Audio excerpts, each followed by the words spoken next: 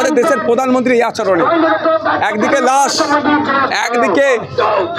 একদিকে কান্না, অপরদিকে প্রধানমন্ত্রী বিদেশ সফরে যাচ্ছেন কি জন্মদিন উদযাপনের প্রোগ্রামে।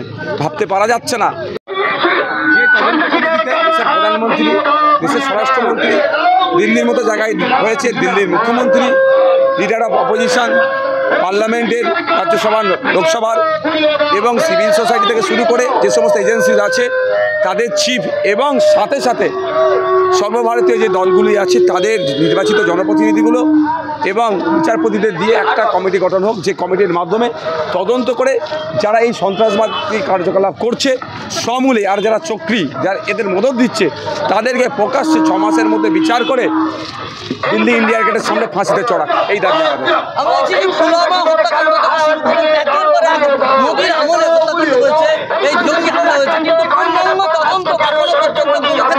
সেটাই দাবি আমাদের। পূর্ণাঙ্গ তদন্ত হোক। 2019 সালে পুলওয়ামাতে অ্যাটাক হয়েছিল, আমাদের আধা সামরিক বাহিনী, আমাদের সেনারা শহীদ হয়েছিল।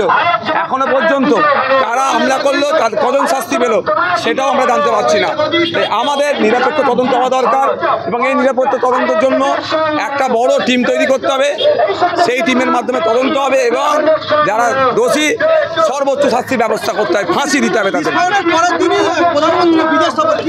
এটা আমরা অত্যন্ত লজ্জিত, মর্মাহত আমাদের দেশের প্রধানমন্ত্রী এই আচরণে। একদিকে লাশ, একদিকে কান্না, অপরদিকে প্রধানমন্ত্রী বিদেশ সফরে যাচ্ছেন কি জন্মদিন উদযাপনের প্রোগ্রামে।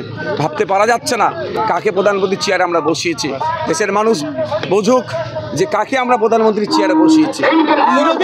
প্রধানমন্ত্রী বলেছিলেন যে নোট বাতিলের পরে দেশে সন্ত্রাস মুক্ত হবে। যে কটা কথা বলেছে সবটাই ফেলিও, আর বড় বড় যত টেরর অ্যাটাক বিজেপির আমলে হয়েছে। বলছি দিল্লিতে বিজেপির ডবল ইঞ্জিন সরকার, দিল্লির পুলিশ স্বরাষ্ট্রমন্ত্রীর হাতে, তারপরে ওই অ্যাটাক এর জবাব তো ওদেরকে দিতে হবে।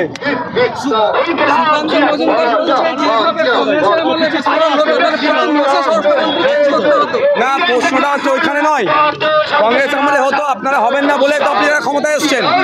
তারপরে হচ্ছে আপনাদের আমলে হচ্ছে, আপনাকে জবাব দিতে হবে।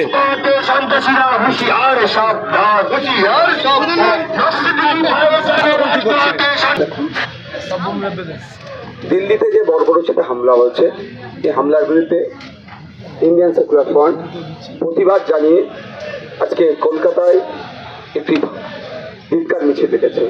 এই মিছিল থেকে আমাদের দাবি উঠছে যে হামলাকে প্রতিহত করতে হবে। ভারতবর্ষের মতো পবিত্র জমিনে এই শান্তির মাটিতে কোনো রকম সন্ত্রাসবাদের জায়গা নয়।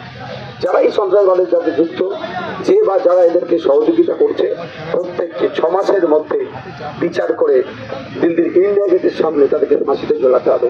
তবে একটা তদন্ত কমিটি গঠন করার দাবি উঠছে আমাদের পার্টির পক্ষ থেকে। সেটা কি, দেশের প্রধানমন্ত্রী, দেশের স্বরাষ্ট্রমন্ত্রী, দিল্লির মুখ্যমন্ত্রী, যেহেতু দিল্লিতে ঘটনা ঘটেছে, একদিকে লোকসভার বিরোধী দলনেতা রাহুল গান্ধীজি, রাজ্যসভার বিরোধী নেতা থেকে শুরু করে সর্বভারতীয় যে সমস্ত রাজনৈতিক দলগুলো আছে তাদের প্রতিনিধি রেখে এবং যে সমস্ত এজেন্সিগুলো আছে আমাদের দেশের ন্যাশনাল লেভেলে, সেই এজেন্সির যারা টপ বস আছেন তাদেরকে, টপ চেয়ারা যারা আছেন তাদেরকে রেখে এবং সুপ্রিম কোর্টের বিচারপতিদেরকে দিয়ে একটা তদন্ত কমিটি গঠন করা হোক, যার ডেডলাইন হোক 6 মাস। 6 মাসের মধ্যে তদন্ত করে যারা এই কর্মকাণ্ডের সাথে যুক্ত সরাসরি এবং যারা তাকে সহযোগিতা করেছে প্রত্যেককে চিহ্নিত করে শাস্তি ব্যবস্থা হোক, সে শাস্তি দেওয়া হোক, তাদের ফাঁসি ইন্ডিয়া গেটের সামনে তাদেরকে ঝুলিয়ে দেওয়া হোক। কারণ এই যে দেশের রাজধানীতে হামলা হয়েছে, শুধু দেশের মানুষের 140 কোটি মানুষের বুকে আঘাত দেয়নি। এই হামলাটা কি হয়েছে? এই হামলাটা বিশ্বের দরবারে আমাদের মাথা ঘেঁটে হয়ে গেছে। তাই জবাব আমাদেরকে দিতে হবে, বিশ্বের কাছেও জবাব দিতে হবে। আমাদের বুকের জ্বালাটা মিটবে যখন ওই কুলাঙ্গার গুলোকে, শয়তান গুলোকে, দরবার গুলোকে যখন ধরে ফাঁসিতে ঝুলানো হবে। যতবারই আক্রমণ হচ্ছে প্রধানমন্ত্রী কিন্তু সেই এলাকা থেকে বাইরে, এবারও আক্রমণ হলো প্রধানমন্ত্রী ভুটানে। আমাদের সত্যি আমরা লজ্জিত, আমরা 140 কোটি মানুষ দেশে লজ্জিত যে আমরা এমন একটা প্রধানমন্ত্রীকে পেয়েছি যার একদিকে আমার ভাই, আমার বোন, আমার পরিবারের লাশ নিয়ে আমরা কান্না করছি, অন্যদিকে দেশের প্রধানমন্ত্রী নেপালে চলে যাচ্ছে, গিয়ে জন্মদিন উদযাপন করছে। মানে এই ধরনের প্রধানমন্ত্রী মানে ইতিপূর্বে দেশ দেখেনি। 140 কোটি মানুষকে প্রধানমন্ত্রী অপমান করছে, এই অপমানের জবাব মানুষকেই দিতে হবে।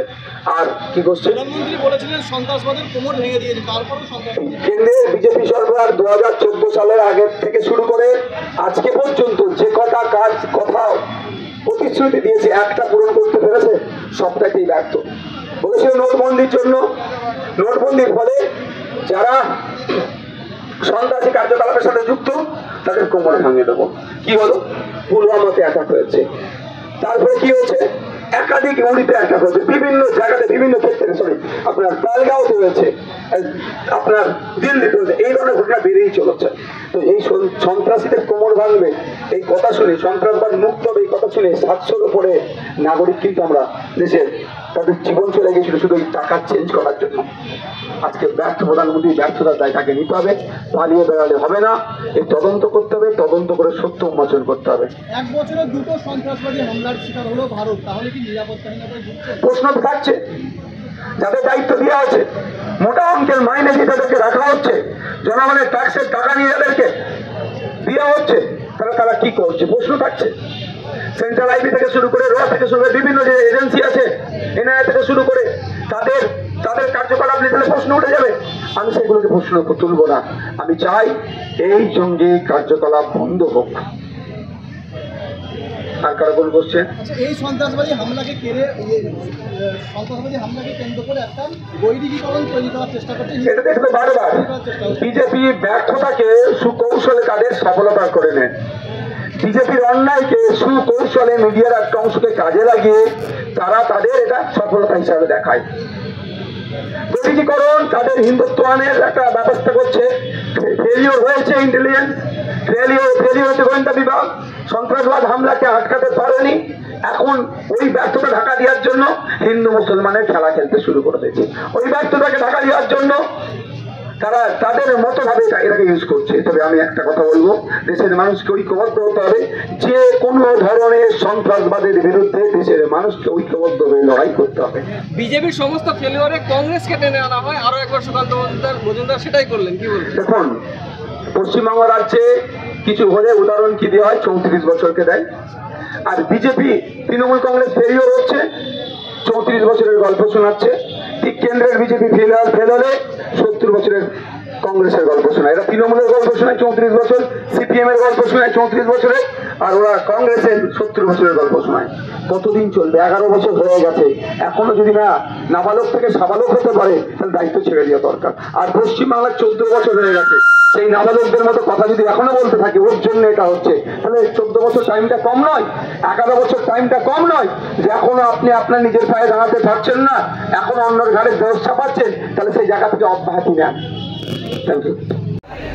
যখন আপনারা জানবেন, যখন বাংলাদেশ আর ইন্ডিয়া, বিশেষ করে ওয়েস্ট বেঙ্গলের মধ্যে যে বর্ডার নিয়ে বারবার দায় ঠেলা হয়, আমি মনে হয় আপনাদের চ্যানেলে বসেও বলেছি যে ওই দায় ঠেলাটি বন্ধ করুন, বর্ডারকে সিল করুন, বর্ডারকে আপনার নিয়ম মাফিক মানে কাঁটাতারের বেড়া লাগান।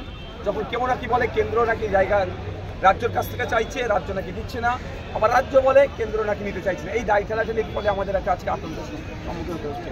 আমি বলেছিলাম সেই সময় যে কেন্দ্র রাজ্য দায় ঠেলাঠেলি নয়, আমাদের একটা নিরাপত্তার বিষয়, আমাদের দেশের বিষয়, দেশের নিরাপত্তা বিঘ্ন হতে পারে। আজকে যে কথা আপনি বলছেন, যদি কথা 100% 100% যদি অথেন্টিক হয়, তাহলে আমাদের জন্য একটা ভয়ঙ্কর একটা থ্রেট। আমি আশা করব আমাদের যে সমস্ত এজেন্সিগুলো আছে এবং যেটা তো কোনো না কোনো রাজ্যে আছে, সেই রাজ্য যদি একথা সঠিক হয়, তাহলে রাজ্যের যারা গোয়েন্দা বিভাগ আছে যৌথ অভিযান চালাক, এটাকে যেমন করে উদ্ধার করতে হবে। এটা আমাদের দেশের জন্য ক্ষতি ছাড়া লাভ নাই। তার মানে আপনার কথা অনুযায়ী এবং যে সূত্র মারফত আমরা করতে পারছি, তাতে আবারও কোথাও একটা রকম প্ল্যান চলছে। দেখুন, সব সময়ের জন্য আমরা সব সময়ের জন্য চাইবো আমার দেশ শান্তিতে থাকুক। দেশের কে পরিচালনার দায়িত্ব আছে, কোন দল, সেটা আমাদের কাছে বড় কথা নয়। আমাদের প্রত্যেকটা রাজ্যের মানুষ শান্তিতে থাকুক, সেই রাজ্য পরিচালনার দায়িত্ব গণতান্ত্রিক প্রক্রিয়ায় সেই রাজ্যের জনগণ কাকে তুলে দিচ্ছে সেটা আমাদের কাছে বড় কথা নয়। কিন্তু রাজ্যবাসী যাতে, দেশের নাগরিক যাতে শান্তিতে থাকে তার ব্যবস্থা আমাদের করতে হবে। যদি এই ধরনের যদি কোনো ঘটনা ঘটে, তাহলে আমাদের তো ক্ষতি। দিল্লিতে আজকে 10 জনের অধিক মানুষ মারা গিয়েছে, একাধিক প্রচুর মানুষ আজকে আহত হয়েছে। তারা আমাদের কি সহনাগরিক নয়? আমাদের পরিবারের তারা কি বাইরে? আমরা ভারতবর্ষের যে পরিবার, সেই পরিবারের মধ্যেই মানুষ আক্রান্ত হচ্ছে। যদি কোনো জায়গায় এই ধরনের ঘটনা ঘটেছে, আমার পরিবারই তো আক্রান্ত হবে, আমার দেশ তো আক্রান্ত হবে, এটা কোনোভাবেই আমরা আশা করব না। আরও একটা বিষয়, এই এত বড় একটা ঘটনা ঘটলো, তাতে ডাক্তার, এত বড় পোস্ট, পড়াশোনা, লেখাপড়া, শিক্ষা, সমস্ত কিছু শেষে মগজ ধোলাই হয়ে যাচ্ছে। কেন টার্গেট করা হচ্ছে এই যুব সমাজ? দেখুন একটা কথা বলি, এক্ষেত্রে আমাদেরকে আরও প্রোগ্রেসিভ হতে হবে, আউট অফ বক্স আমাদেরকে চিন্তা করতে হবে। এই ধরনের কর্মকাণ্ড তো আমি সেই বাচ্চাবেলা থেকে শুনছি, রোধ করা যাচ্ছে না কেন? নিশ্চিতভাবে পলিসি আমাদের অভাব আছে, পলিসি তৈরি করতে হবে। যদি দেখুন অভিযোগ আছে এই ধরনের, আমি আবারও বলছি অভিযোগ ছিল যে 27 বছর 25 বছর 24 বছর 12 বছর 8 বছর জেল খাটার পরে নির্দোষ প্রমাণিত হচ্ছে। সেই প্রসঙ্গে আমি যাচ্ছি না, এখানে আমি আড়াল করতে চাইছি না। প্রশ্ন আমার এখানে, তাহলে এখন অভিযোগটা যেটা আছে, তাহলে শিক্ষিত ছেলেটাও দিকে টার্ন নিচ্ছে কেন? নিশ্চিতভাবে আমার দেশের পলিসি আরও স্ট্রং করতে হবে। তাহলে এই মডিউলগুলো কোথা থেকে আসছে খুঁজে বার করতে হবে। দেশে এখন কি হচ্ছে, রাজ্যে কি হচ্ছে, বিরোধীরা কোথায় আছে, বিরোধীদেরকে কীভাবে ডিস্টার্ব করব, সেই কাজে মনে হয় বেশি মেতে আছে। দেশের মধ্যে রাজ্যের মধ্যে যদি কোনো অশান্তি না হয়, দেশের বা রাজ্যের মধ্যে কারা যদি নাশকতা করার চেষ্টা করে, তাদের বিরুদ্ধে কীভাবে লড়াই সংগ্রাম করবো দেশবাসীকে নিয়ে, সেটা নিয়ে হয়তো বেশি তারা মাথা দিচ্ছে না। ফলে হয়তো এই র্যাকেট তৈরি হচ্ছে। তবে এই র্যাকেট বন্ধ করতে হবে দেশের স্বার্থে, দেশের নাগরিকের স্বার্থে। আমি দেশের সমস্ত রাজনৈতিক দল সহ সহনাগরিককে বলবো, রাজনীতির পরিচয় যেদের আছে থাকবে। দেশ শান্তিতে থাকলে আপনার আমার রাজনৈতিক দল থাকবে, ঠিক থাকবে। দেশ যদি অশান্তিতে থাকে, দেশের মধ্যে অরাজকতা হয়, আপনার আমার যত বড়ই বা যত ছোটই রাজনৈতিক দল হোক না কেন, আমরা শান্তিতে থাকতে পারবো না। তাই রাজনীতি, মতাদর্শ, আদর্শ সবটা যে যার নিয়ে বাঁচুন, আমি সেখানে কোনো বিতর্ক করবো না। শুধু এতটুকুই কথা বলবো, দেশকে আমাদের শান্তিতে রাখতে হবে। দেশকে শান্তিতে রাখতে গেলে প্রত্যেকের দায়িত্বশীল নাগরিক হয়ে উঠতে হবে, সহনাগরিককে সহযোগিতা করতে হবে, তার বিপদে সহমর্মিতা দেখাতে হবে, তার সে যাতে সঠিক পথে চলে, সেটাও কি সংখ্যালঘু কি সংখ্যাগুরু যে হোক না কেন, সেটাকে গাইডও করতে হবে। আপনারা তাহলে আটকাবেন তো যারা জঙ্গিরা ছেলে তুলছে? আমরা নয়, আমার পরদাদু, তার দাদু এর বিরুদ্ধে লড়াই সংগ্রাম চালিয়ে গেছে, এখন আমরা চালাচ্ছি। নতুন করে আমাদেরকে আর সার্টিফিকেট কারো কাছে দিতেও হবে না, কাউকে দিতে হবে না। আর পরদাদু তার দাদু, যত আমাদের খানদান এই জঙ্গিবাদ, হিংসা, মারামারি, সাম্প্রদায়িকতার বিরুদ্ধে সংগ্রাম চালিয়ে গেছে।